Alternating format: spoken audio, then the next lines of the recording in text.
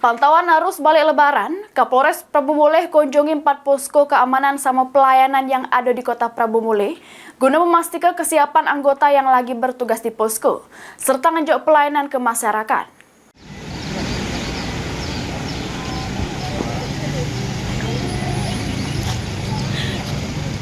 Kapolres Prabu Mulih memantau arus balik di 4 posko pengamanan sama pelayanan di Kota Prabu Mulih, serta ngejok tali kasih dari Ketua Bayangkari Cabang Prabu Mulih ke petugas yang lagi bertugas di 4 posko tersebut. Kunjungan ini juga untuk memastikan kesiapan anggota yang lagi bertugas, sama memastikan pelayanan fasilitas kesehatan bisa dirasoke oleh pengendara yang kecapean. Kapolres Prabu Mulih AKBP Bobi Kusuma Wardana ngatoke, belum ada kenaikan arus kendaraan yang signifikan, namun sempat ada kenaikan arus kendaraan terjadi pada hari Kamis kemarin. Sedangkan untuk keadaan di Kota Prabu Mulih aman sama kondusif.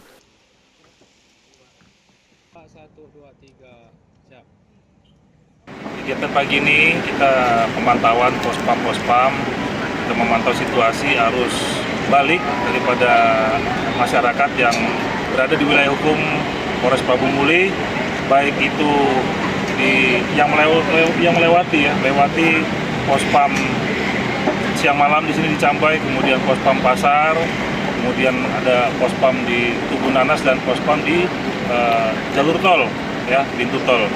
Jadi kami lihat memang untuk hari ini belum ada kenaikan volume kendaraan signifikan, namun kemarin termonitor ada kenaikan.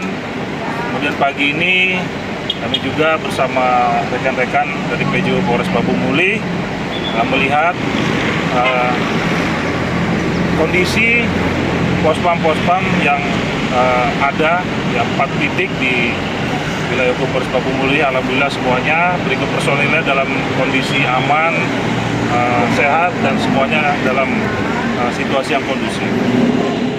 Kapolres Prabu Mulih juga menghimbau masyarakat aman kecapean jero perjalanan bisa beristirahat di posko-posko yang disediakan yang ada di Kota Prabu Mulih. Anggi Perkasa, PAL TV.